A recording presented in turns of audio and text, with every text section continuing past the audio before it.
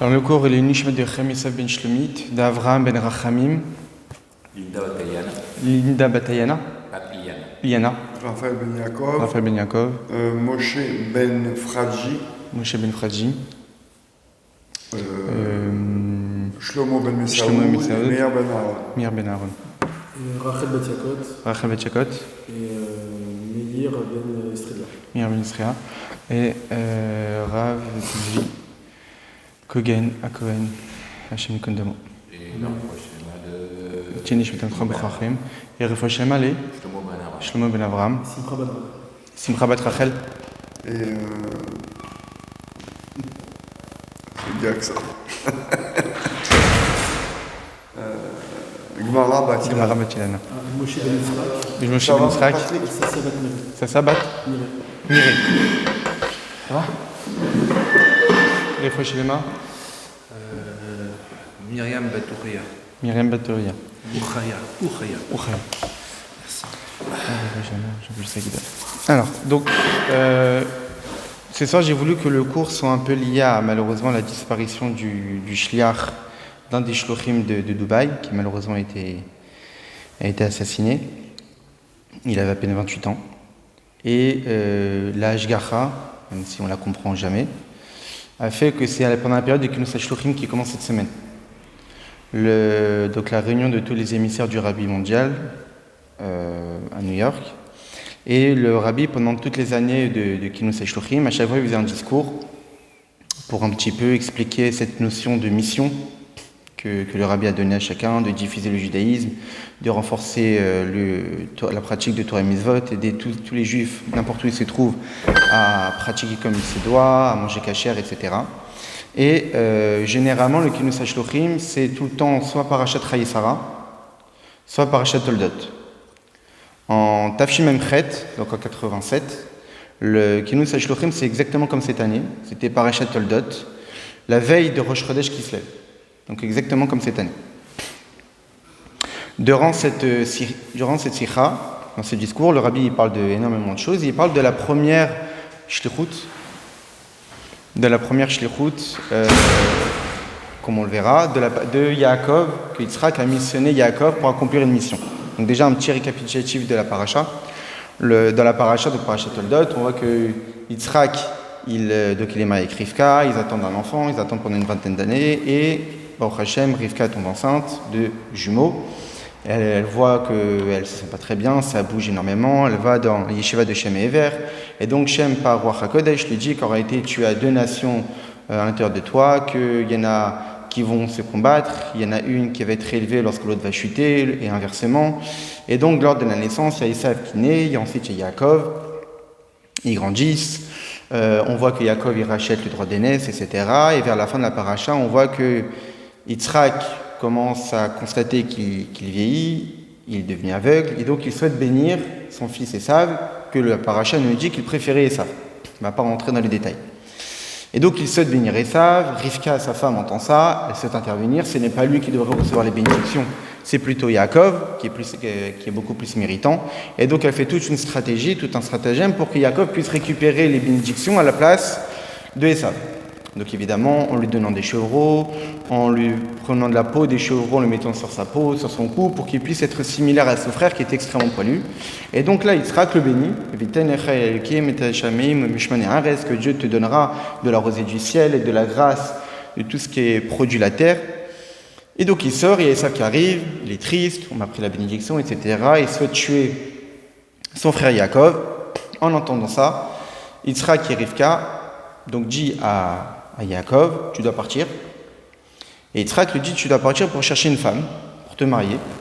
Évidemment que là où on est, tu n'arriveras pas à trouver une femme qui te correspond. Comme Abraham, il a dit à Eliezer que tu devras chercher une femme pour mon fils Yitzhak, mais ne prends pas des filles de Canaan, tu iras chercher dans ma famille. Pareil, Yitzhak lui dit, tu iras chercher dans ma famille, dans la famille de ta mère, chez Lavan. Et donc, on arrive ensuite à la paracha la semaine prochaine, paracha de Vayetzé, où Yaakov, il est en mission, il quitte Beersheva pour aller à Haran. Et donc le Rabbi s'attarde sur cet épisode-là, à la fin de notre paracha, où Yitzhak mandate son fils Yaakov pour aller se marier.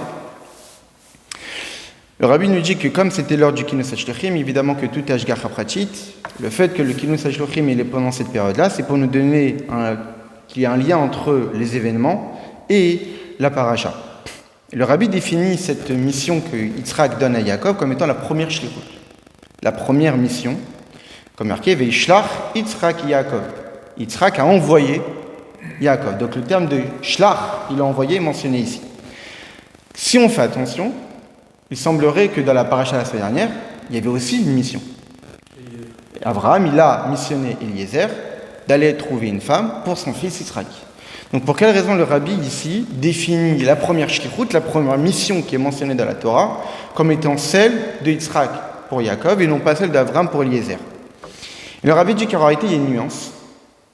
C'est que Eliezer n'a pas agi en tant que shaliach, en tant qu'émissaire, mais Eliezer a agi en tant que Eved, esclave. Et on voit ça même dans les mots de la paracha. Vayomer Avraham el Avdo. Avraham a parlé à son serviteur. Donc dès le départ, quand Avraham mandate Eliezer, on ne le définit pas comme étant une entité à part entière, une tierce personne qu'Avraham va utiliser pour accomplir une mission, mais comme étant son serviteur. Plus tard, lorsque Bethuel va demander qui es-tu, comment Eliezer va se présenter, Eved Avraham Anochi, je suis le serviteur d'Avraham. Donc en réalité, Eliezer ici n'agit pas en tant que shaliach, on va s'intéresser à ce terme, à ce statut, mais en tant que serviteur. Donc même s'il est vrai qu'a priori, extérieurement, on a l'impression que c'est la même personne, c'est le même statut, c'est la même mission pour le mariage, mais en réalité, il y a une grande subtilité entre les deux, entre être un esclave et être un shaliach. Un shaliach, c'est quoi? Geder hashlichut ou shameshaliach moser eteniel adam sheni. C'est quoi une mission? C'est que le meshaliach, celui qui mandate, transmet à une autre personne, Shua Zolet, qui est une tierce personne, d'agir pour lui. On voit même dans la Lacha, dans Masechet Kiddushin, on voit qu'on peut utiliser un shaliach pour marier. Donc en réalité, moi, je souhaite me marier avec une femme, et donc je vais utiliser un intermédiaire, une personne, qui va aller voir cette femme et lui donner la bague et lui dire arrête mes kudeshet pour mon shaliach, etc. Donc on voit que dans la Lacha, le statut de shaliach existe pour accomplir une tâche que normalement c'est à moi de le faire, mais je peux utiliser une tierce personne pour pouvoir le faire, à condition qu'il réunisse les conditions pour pouvoir être utilisé. Par exemple, Cheresh et Katan, les fameux 3 personnes qu'on retrouve souvent dans la Gemara, un sourd-muet, un fou ou une personne qui n'est pas bar mitzvah, ne peuvent pas être utilisées en tant que shaliach. Pourquoi? Parce que shlucho shaladam kemoto, l'émissaire, est identique à celui qui l'a mandaté. Au moment où l'émissaire accomplit la mission, eh bien il est à l'identique, il est la main, l'extension de la main de celui qui l'a mandaté. Donc il doit avoir une similitude avec celui qui l'a mandaté. Donc un sourd-muet, un fou et un enfant n'ont pas ce statut qui pourrait les permettre d'agir en conséquence. Donc un shaliach, c'est un intermédiaire. Même si ici l'action consiste à faire quelque chose pour le meshaliach, il est évident que le shaliach, l'émissaire, ne peut effectuer sa mission que parce qu'il a reçu la force de celui qui l'a mandaté pour pouvoir le réaliser. Yaakov, il a été capable de trouver une femme parce qu'Yitzhak lui a inspiré la force nécessaire pour pouvoir réussir sa mission. Qu'est-ce qu'on voit de là? On voit qu'en réalité, l'émissaire ne peut effectuer sa mission que par la force qui lui a été donnée par celui qui l'a mandaté. Puisqu'il est en train d'accomplir une tâche, pas pour lui, pour une autre personne, il ne peut réussir dans cette tâche que parce qu'il a les forces nécessaires pour pouvoir la réaliser. Alors que... Il cherche peut-être une femme pour lui, mais le rabbi, dans une autre sira, cette fois-ci en Nun Aleph, en 90, il reprend plus ou moins le même sujet, mais il aborde le sujet différemment. Il explique qu'en réalité, Yaakov, il aurait pu réaliser cette mission de façon complètement différente. De la même façon qu'Avraham l'a fait. Avraham, il a envoyé quelqu'un pour trouver une femme pour Yitzhak. Yitzhak lui a dit, il faut que tu te maries. Yaakov, il aurait pu envoyer quelqu'un pour pouvoir accomplir cette mission de trouver une femme pour lui. Non, Yaakov, il est missionné par Yitzhak. Yitzhak l'a envoyé en mission pour accomplir cette mission-là de trouver une femme. Extérieurement, lorsqu'on lit la paracha, ça s'arrête à ça. Évidemment qu'il y a toute une idée derrière, beaucoup plus profonde, qui impose à Yaakov de partir. Parce que si ça s'arrêtait uniquement à devoir se marier, il y a plein d'autres façons. Même si on rentre dans les détails, comme le rabbi dit là-bas dans l'autre sira, même si on rentre dans les détails qu'en dehors de chercher à se marier, il fallait aussi fuir. Et ça, on voit bien qu'il est resté 14 ans dans les yeshivas de Shem et Ver avant d'aller à Haran. Donc, on voit bien qu'il s'est caché. Donc, s'il voulait réunir les deux raisons pour lesquelles il a quitté Beersheva, il aurait pu trouver un endroit éloigné de ses parents, tout en restant en Eretz HaKodesh, un endroit caché, que Esav n'a pas connaissance, et envoyer une tierce personne pour aller trouver une femme pour lui. Comme plus ou moins Abraham l'a fait avec Eliezer. Non, Yaakov ici, il va de lui-même. Il quitte Beersheva pour aller dans un endroit, et pas n'importe quel endroit, Haran, qui est Haran Avshel Makom, qui est l'endroit où la colère de Dieu s'exprime. Comme le rabbi explique là-bas dans la Sikha, ça veut dire qu'il parle de ce qu'on appelle Igra Rama, les Bira Mikta. Il parle d'un endroit très très très élevé, où il y a le confort, avec ses parents, avec le dévoilement divin, avec la proximité avec le chef de la génération, celui qui a eu l'alliance avec Dieu, qui est son père. Il doit quitter tout ça pour aller dans un endroit d'idolâtrie, avec un idolâtre, avec un qui va le tromper, qui va le ruser, etc., où il n'y a rien. Et là-bas, il va devoir se construire. Donc on imagine bien qu'il aurait pu largement éviter tous ces problèmes. Il y va quand même. Pourquoi ? Parce qu'il est en mission. La mission ne s'arrête pas uniquement à construire un foyer. Cette construction de foyer est là pour quelque chose de plus grand. Comme on verra. Mais pour l'instant, on reste avec l'idée de statut. Alors qu'un serviteur, lui, il n'a pas d'identité propre.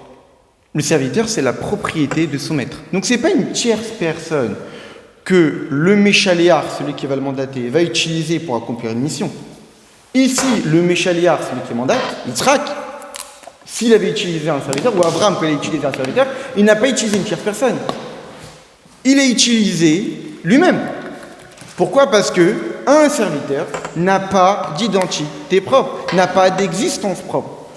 Ma chez Kana Eved, Kana Rabo. Ce qui acquiert un serviteur, acquiert son maître. C'est-à-dire qu'en réalité, il n'a même pas de propriété. Il n'est même pas capable de posséder quelque chose. Ce qu'il possède, c'est ce que possède son maître. Donc en réalité, ce n'est pas quelqu'un qu'on va utiliser pour accomplir une mission. Ce n'est pas quelqu'un. Et ça, c'est largement différent avec la notion de shlichut. Très bien. Donc ça, c'est la première différence, c'est qu'en réalité, un shliach a une identité propre, un éved n'a pas d'identité. La raison de cette différence, c'est quoi ? C'est qu'en réalité, lorsqu'on dit que quelqu'un, tu es le shliach de quelqu'un d'autre, ça signifie qu'on est en train de mettre en avant sa grandeur, son importance. Tu es une personne importante que je vais pouvoir utiliser pour accomplir une mission. Et tellement que tu es importante, que la halakha te définit comme étant kemoto. C'est-à-dire quoi ? Comme celui qui t'a mandaté. Shlucho shaladam kemoto. L'émissaire est à l'identique de celui qui l'a mandaté. Ça signifie que quand quelqu'un qui mandate, quand le rabbi l'a mandaté des shluchim, ce ne sont pas des personnes dont on est en train de les tourner en dérision. Ils ont été utilisés, non. Ils ont été nommés pour accomplir une mission. Ça veut dire qu'ils ont ce statut d'importance au point qu'on les met au même niveau que celui qui les a mandatés. En l'occurrence ici, le rabbi lui-même. Quand Yitzhak a mandaté Yaakov, il n'a pas mandaté Yaakov comme étant « t'es quelqu'un que je vais utiliser pour accomplir une tâche, que de par ma grandeur, je vais pouvoir la faire, donc c'est toi qui vas faire cette labeur-là ». Non. Tu es quelqu'un. On te donne un terme. On te donne un statut. On te donne un statut de shaliach parce que toi, tu seras capable d'accomplir cette mission. Et pour quelle raison tu seras capable d'accomplir cette mission ? Parce que tu es à l'identique, tu es du même niveau que celui qui t'a mandaté. Même plus que cela. Pour que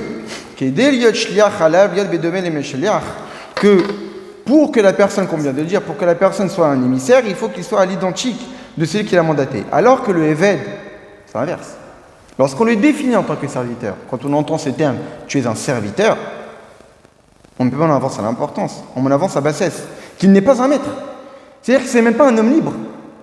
La base d'un homme, c'est le fait que c'est d'être libre. Une personne qui n'est même pas libre de ses choix, qui n'est pas libre de ses gestes, qui n'a pas de propriété, n'est même pas un homme.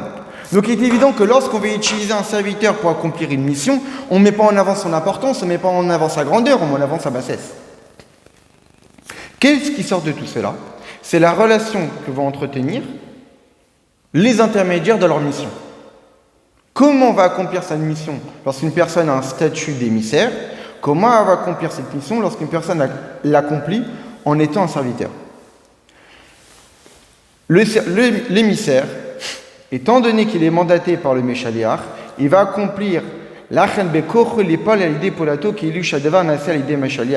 va accomplir cette mission, il va accomplir cette mission avec une force, comme si c'est celui qui l'a mandaté qui va pouvoir la faire.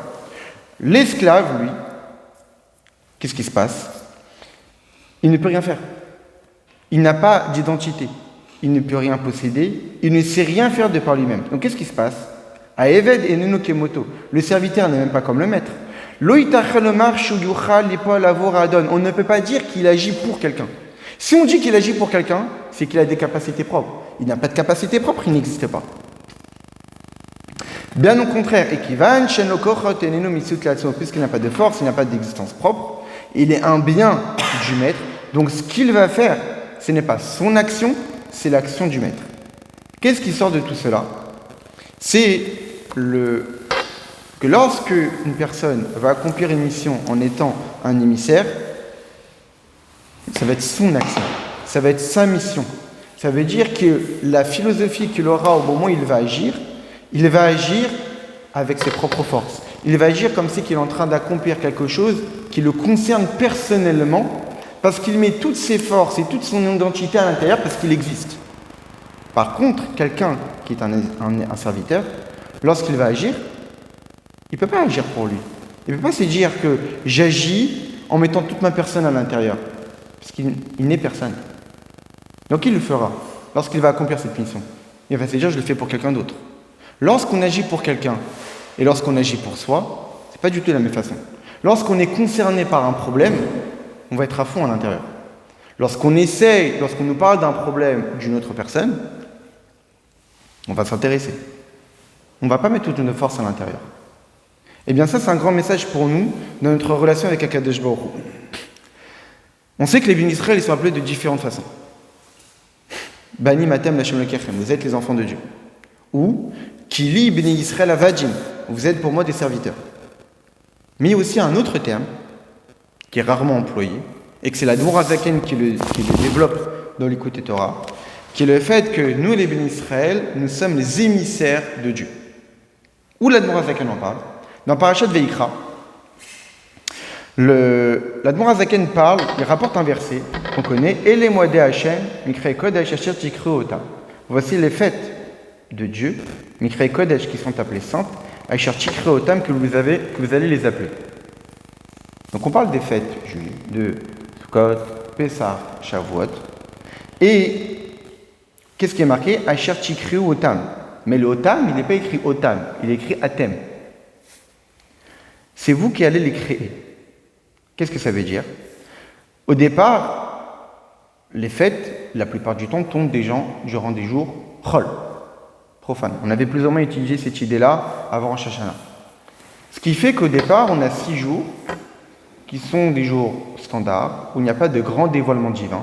Et là, tout d'un coup, le Beddin, par la sanctification du mois, va décréter que le Rosh Chodesh est telle date, et donc vont décréter que tel jour est un jour de fête. Donc qu'est-ce qui se passe? On va transformer un jour profane en un jour kadosh. Que nous dit le Zohar? Le Zohar compare un jour kadosh qui tombe durant un jour profane, c'est-à-dire qu'un jour profane devient un Yom Tov, comme les malkas des Aminush Pizin, comme un roi qui accueille des invités. Qu'est-ce que ça veut dire? Ça veut dire qu'en réalité, lorsque un jour profane devient un jour Yom Tov, c'est qu'en réalité, le jour profane, il est invité dans le palais du roi pour être proche du roi. C'est un jour qui est profane, c'est-à-dire qui est éloigné d'un dévoilement divin, Mais quand on va rendre ce jour profane un jour Kadosh, c'est qu'on va l'inviter dans une plus grande proximité avec Akadosh Baruch Hu, qui fait que dans le palais du roi, on ne peut pas agir comme on veut. On attend que le roi nous demande de faire quoi que ce soit. Comme aujourd'hui Yom Tov, les travaux sont interdits. Pourquoi ? Parce qu'on est en présence du roi, et donc on ne peut pas agir comme bon nous semble, et c'est au roi de décréter ce qu'on a le droit, de ce qu'on n'a pas le droit de faire, parce qu'on est dans le palais du roi. Ça c'est Yom Tov, ça c'est Shabbat. Donc que nous dit l'Admor Hazaken ? L'Admor Hazaken nous dit que à ce moment-là, pour qu'un jour profane puisse s'introduire dans le palais du roi et donc devenir un jour saint, qui est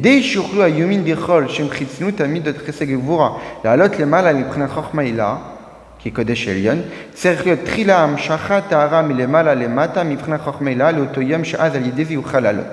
l'Admor Hazaken nous dit que pour qu'on puisse introduire ce jour profane dans un système de Gdusha, il faut qu'au départ, on puisse donner la force à ce jour profane d'aller dans le palais, d'être sanctifié.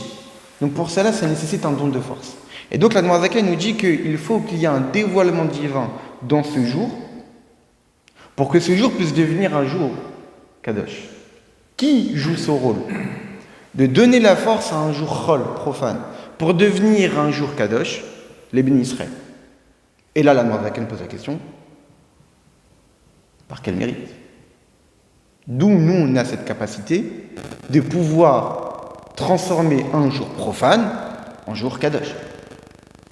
Et là, l'Admor Hazaken nous dit que cette capacité, on a pourquoi ? Parce que nous sommes shliach de Dieu. Nous sommes les émissaires de Dieu. Or, un shliach, il faut qu'il soit à l'identique de celui qui l'a mandaté. Keshiu bar shlichut. Quand une personne est missionnée, elle est au moment de la mission à l'identique de la personne qui l'a mandatée, comme on peut voir dans le mariage. C'est pour cela, c'est pour cette raison qu'ici le shaliach est tout à fait capable de sanctifier et d'inviter un jour profane pour devenir un jour saint. Iefsha, et cela n'est possible, parce que l'émissaire est à l'identique de celui qui l'a mandaté. Et ça, c'est possible par les bénis Israël. Pourquoi ? Parce que les bénis Israël, on dit à propos d'eux, Kadosh Israël Hachem, les bénis Israël sont sanctifiés pour Dieu. Dieu nous a sanctifiés. Donc, puisqu'on est à l'identique de Dieu, parce qu'on est porteur de la sainteté de Dieu, Kedoshim Chiu ki Kadosh Ani, soyez saints parce que je suis saint. Donc, c'est-à-dire qu'on est porteur de la Kedusha de Dieu. Alors, nous sommes capables, comme on est à l'identique de Dieu, Adam, et Lélion, vous êtes appelés, vous, Atem Khurim Adam, vous êtes appelés Adam, parce que vous ressemblez à Adam et Lélion, parce que vous ressemblez à Dieu. Alors vous êtes capable de sanctifier des jours profanes pour devenir des jours saints, parce que vous êtes comme moi. Et donc on voit ici de ce passage de l'Écoute Torah que nous, les bénis Israël, nous ne sommes pas juste appelés des fils, nous ne sommes pas juste appelés des serviteurs, mais nous sommes appelés des shluchim, des émissaires de Dieu. La question qui peut se poser, et alors ? Le statut des serviteurs aurait pu être largement suffisant. Que vient rajouter ce statut de shaliach que notre statut de Eved ne pourrait pas avoir? Et là, le rabbi, on revient de la Sikha. Et là, le rabbi nous dit, la première chose, c'est quoi? Notre importance. Pourquoi? Parce que si nous sommes définis en tant que shaliach, c'est qu'on peut être un shaliach. Alors, quelle est la condition sine qua non pour être un shaliach? C'est qu'on est quelqu'un. C'est qu'on peut être à l'identique de celui qui nous a mandatés. C'est-à-dire qu'avant même d'accomplir la mission, en l'occurrence ici, d'accomplir Torah et Mitzvot, parce que Dieu nous a missionné d'une mission qui est de transformer ce monde et de faire de ce monde une demeure pour Dieu. C'est notre mission, c'est notre shlichut. Nous sommes des shluchim d'Akadosh Baruch Hu, d'accomplir cette mission-là. Sauf que quand on a été choisi par Dieu pour accomplir cette mission, c'est qu'on a été choisi. C'est-à-dire qu'avant même de l'accomplir, nous avons toutes les conditions nécessaires pour pouvoir être choisis par Dieu. Avant de mettre les tefilines, nous pouvons être choisis par Dieu. Avant d'étudier, nous pouvons être choisis par Dieu. Avant de prier, nous pouvons être choisis par Dieu. Pour quelle raison? Ce statut d'Ashliach nous rappelle qu'on est comme Dieu. Si on reste avec le statut de serviteur, c'est qu'on n'existe pas. Nous sommes un marteau dans la main de Dieu et Dieu il fait ce qu'il veut qu'avec nous. Donc on n'est pas si important que cela. Nous sommes que des outils. Le statut du shaliach nous rappelle, on n'est pas que des outils. Vous êtes des personnes importantes au point que Dieu vous utilise comme étant ses émissaires. D'où on a cette force d'être les émissaires de Dieu, parce qu'on est comme Dieu. Parce que Adam et l'Elion, nous avons en nous une neshama, qui est Chelek Elokam Imamamash, qui est une partie de Dieu, qui fait de nous des êtres spéciaux, pouvant être utilisés par Dieu. Deuxième chose, toutes les choses que la personne va agir, elle m'a l'aider à Avoda Shelahem. C'est son travail, c'est sa mission. Donc automatiquement, il les fera, comme on voit dans la lacha, des kav shelo, parce que c'est à lui. On dit dans la lacha que Adam rotse bekav shelo mitisha kabin shel chavero. Adam préfère, on va parler d'argent, un homme préfère 100 euros, mais c'est lui qui a été capable de les gagner, que de 900 euros donnés par quelqu'un d'autre. Parce que lorsqu'on s'est investi pour obtenir quelque chose, ça a plus de valeur à nos yeux, on s'est complètement investi, on a mis toutes nos forces là-dedans. Un shaliach, il existe. Il est mandaté. Il va utiliser ses forces là-dedans. Donc quand une personne accomplit Torah et Mitzvot, non pas en tant qu'Eved, parce que lorsqu'on accomplit, on étudie la Torah, on pratique les Mitzvot, etc. En tant qu'Eved, on se dit je le fais pour qui? Pour Dieu. Mais si je le fais en tant que shaliach, c'est pas forcément pour Dieu, c'est ma mission, c'est ma vie, c'est moi, c'est mon identité. Je ne mets pas les tefilines pour faire plaisir à Dieu. Je fais le plaisir parce que c'est moi, parce que c'est ma mission, c'est toute la raison de mon existence. Je suis mandaté par Dieu pour accomplir une mission et je vais donner toute ma vie là-dedans. Quitte à, parfois, me mettre en danger. Maintenant, non plus, il ne faut pas rentrer dans l'extrême. Il ne faut pas non plus arriver à l'extrême de se dire « Ah, c'est par ma force que j'ai réussi ». On commence à se satisfaire, on commence à se féliciter. C'est moi que j'ai réussi parce que j'ai été choisi, j'ai été mandaté, je me suis investi, j'ai mis toutes mes forces. Non, je n'ai été capable de le faire parce que Dieu t'a donné la force. On t'a transmis une force pour pouvoir accomplir. Mais dans cette force, tu l'as utilisée. Même si l'émissaire a reçu les forces de celui qui l'a mandaté, il n'est quoi les forces qu'il a utilisées ont été transmises. Pour pouvoir accomplir sa mission convenablement. Et donc on peut dire que dans cette mission-là, on peut accomplir toute la raison de la création qui n'est à que Dieu désire une demeure ici-bas. Cette mission qui est de faire une demeure ici-bas, c'est-à-dire quoi faire une demeure ici-bas? C'est-à-dire qu'on doit faire participer tout ce qu'il y a dans ce monde pour faire une demeure pour Dieu, y compris notre existence personnelle. Quelqu'un qui agit Torah et Mitzvot en tant que serviteur, il n'existe pas. C'est-à-dire que tu ne fais pas participer ton toi, tu ne fais pas participer ta réflexion. Comme le Rabbi explique dans une autre sikha, qu'en réalité un shaliach, il doit avoir les deux.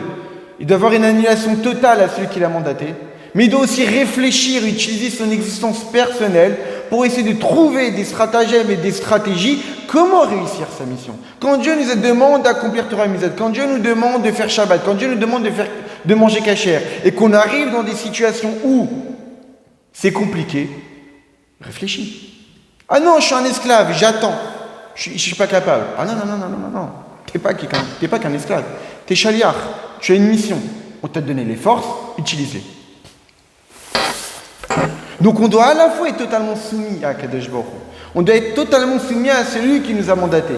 En se disant qu'à chaque instant de ma vie, c'est pas par mes forces que je vais réussir, mais par mon attachement à celui qui m'a mandaté. Et celui qui m'a mandaté, il m'accompagne à chaque instant de ma vie. Par contre, ne crois pas que tu vas être passif. Tu existes, tu as été choisi, tu as une importance, tu as toutes les capacités nécessaires pour pouvoir le faire. La preuve, tu as été choisi. Et pas seulement tu as toutes les capacités, mais tu as été choisi parce que tu as l'identique. Dire à Betartonim, c'est une mission pour Akadosh Baruch Hu, que tu vas devoir faire de ces mondes demeure pour Dieu, et Dieu t'a transmis les forces nécessaires pour pouvoir le faire. Utilisez. Parce que tu arrives dans des situations où ça paraît compliqué, ne sois pas comme un Eved qui se dit « j'existe pas, je suis incapable ». Bon, non, tu es un shaliach. Tu as toutes les forces nécessaires pour pouvoir le faire, et à toi de développer tes capacités pour pouvoir trouver la solution à ce moment-là.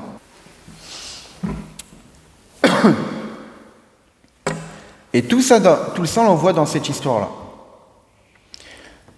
La première fois on parle de Shlichut, c'est que Vaishlach Yitzhak et Yaakov, Yitzhak a envoyé Yaakov d'aller à Haran, dans la maison de Lavan, de trouver une femme pour lui. Et comme on l'a vu réellement, c'est précisément là-bas que Yaakov a construit sa maison, a construit son foyer, a construit le peuple juif. Et il a fait pire pour vous, il s'est multiplié. Au point de mitato chez les mains, au point que sa couche était pleine. Ça veut dire qu'en réalité, elle était parfaite, que des tzadikim. À la différence de Abraham, à la différence de Yitzhak. Où est-ce qu'il l'a construit? Pas en Eretz HaKodesh. Dehors. Pas dans le confort. Là-bas, il y avait tous les problèmes. Là-bas, il a construit le peuple juif. Là-bas, il a fait Jirab et Tartonim, une demeure pour Dieu, dans le Tarton. Chen Tarton et Matam Mimenu. L'endroit, il n'y a pas plus bas que ça. Dans la pourriture des pourritures. Par le fait qu'il s'est investi dans le bétail de Lavan, au point que Yaakov, lui aussi, il a eu un grand bétail et qu'il a élevé toutes les étincelles divines qui se cachaient là-bas. Et même en allant dans le chemin, qu'est-ce qu'il a fait? Comme on le verra dans la paracha la semaine prochaine, il a pris des pierres de l'endroit, il les a mis sous sa tête, avec le fameux rêve de l'échelle.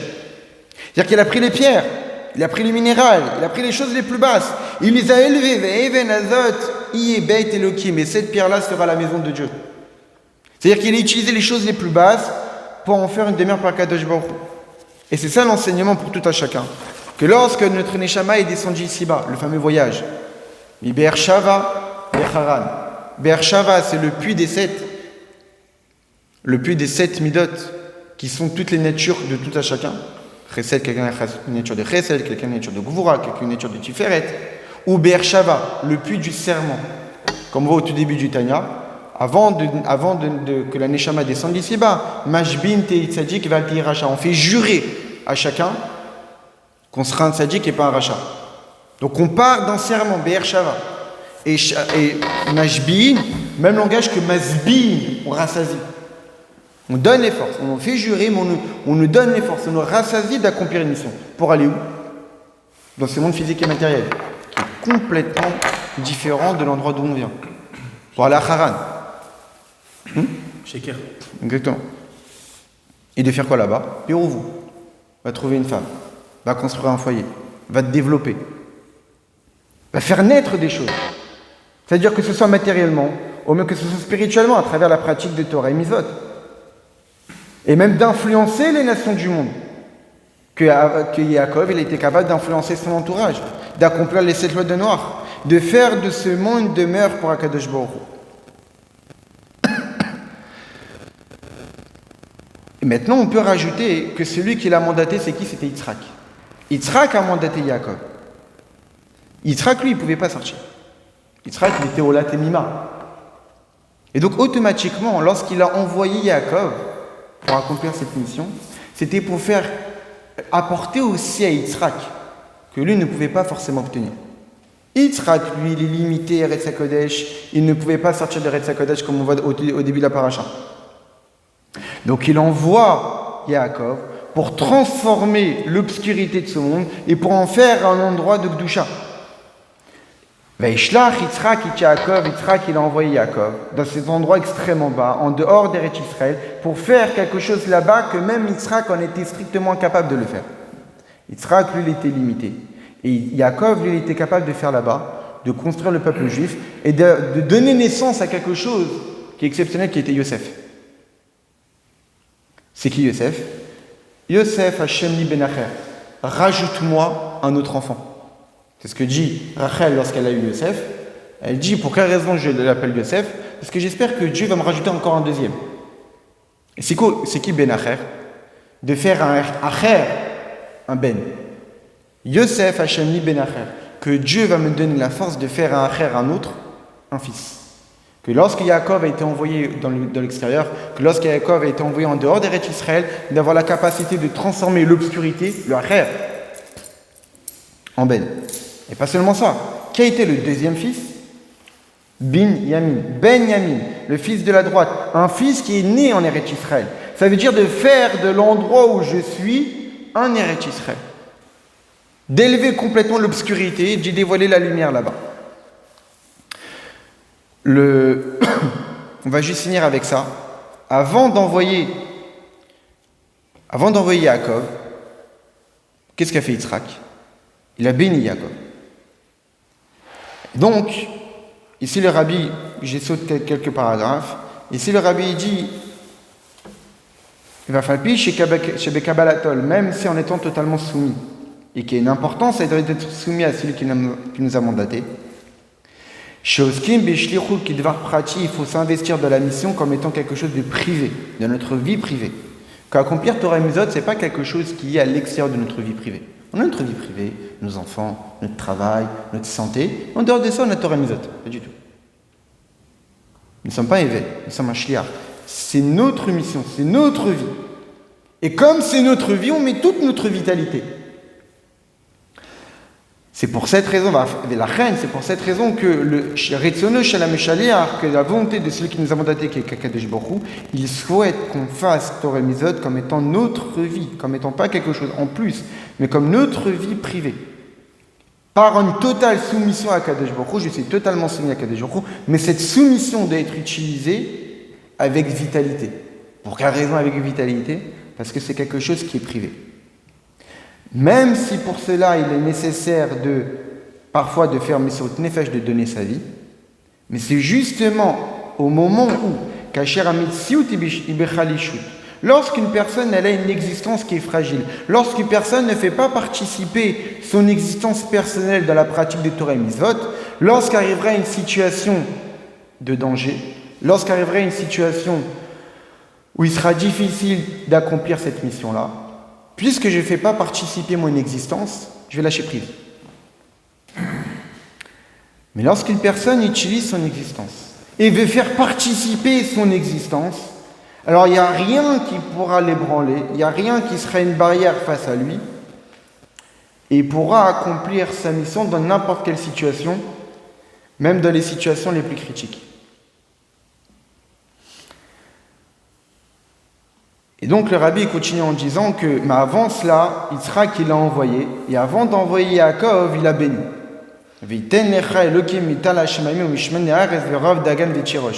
Que Dieu te donne de la rosée du ciel et de tout ce qui est produit par la terre, de la grâce de la terre. Et on voit que c'est quand même bizarre que le début de la bracha c'est Veiten. Et il te donne. Attends, je suis en train de te parler, je te bénis. Que Dieu te donne. Pas et il te donne. Pourquoi dès le départ tu dis et il te donne? Nous dit Rashi, iten virzor viten. Dieu te donne et il te donnera. Dès le départ, je sais qu'il va te donner. Moi, ce que je te bénis, c'est qu'il te donne et il te donne encore.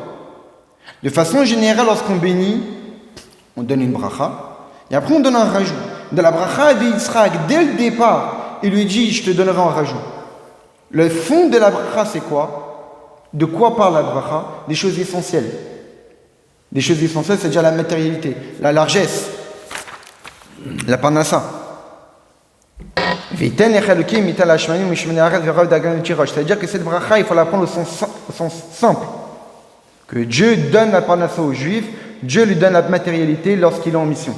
Avant même d'accomplir ses missions, avant d'étudier la Torah, avant de pratiquer les mitzvot, avant de transformer ce monde, c'est lui qui t'a mandaté, qui a Kadosh Baruch Hu, te donne toutes les brachot nécessaires pour pouvoir réussir.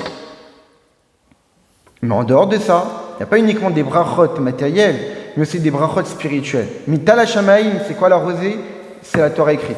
Mishmana Haaretz, la grâce de la terre, c'est la Mishnah. La Mishnah Dagan, les céréales, c'est le Talmud. Chirosh, le vin, c'est la Haggadah. Dieu te donne toutes les capacités nécessaires pour pouvoir réussir dans ta mission. Et même plus que cela. En plus de ces brachot-là, avant que Yaakov il accomplisse sa mission, Yitzhak l'a encore rappelé. Veikra Yitzhak et Yaakov. Veivarechoto, il a béni. Veikel Shakai Yevarechotra Veyafrecha Veyerbecha. Que Dieu te bénisse, il te multipliera. Veïta Lekaalami, mais tu seras la source d'un grand peuple. Veiten Lecha et Birkat Avraham, et Dieu te donne la bracha d'Avraham, Lecha pour toi, le Zarecha pour tes descendants, Itar les Richtecha et Teres Vegerecha pour hériter de cette terre. Donc il t'a déjà béni. Il t'a envoyé, il te rappelle, il te rebénit encore. Et même au début de la shlichut, Yaakov, il est béni par Dieu.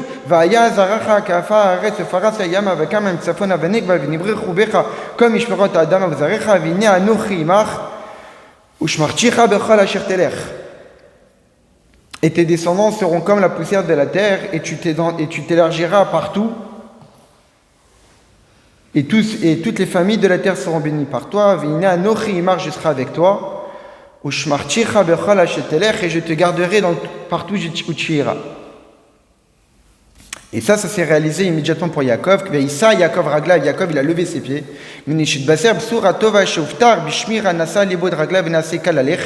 Dès qu'il a eu cette promesse-là, Yaakov il a eu le pied léger. Il a pu avancer tranquillement en ayant la confiance avec Akadosh Baruch Hu. Donc de tout cela, qu'est-ce qu'on comprend? On comprend que quand Dieu nous a donné une mission, que nous sommes les shlochim d'Akadosh Baruch Hu, de transformer ce monde, il faut savoir que Dieu nous a donné toutes les forces nécessaires pour pouvoir les réaliser. Dès le départ. Dès que notre Neshama est descendu ici-bas, Dieu nous a donné toutes les forces nécessaires pour pouvoir l'accomplir. Parce que c'est ça une shlichut. Une shlichut, on est mandaté, mais on est mandaté avec la force de celui qui nous a envoyés. Et Dieu nous donne des brachot dès notre naissance. Et Dieu nous donne des brachot dès qu'on accomplit, dès qu'il nous donne un ordre d'accomplir une mission. Et quand on est en train de la réaliser, il nous donne encore des brachot. Donc en réalité, ça n'existe pas un juif qui n'a pas les forces nécessaires pour accomplir sa mission.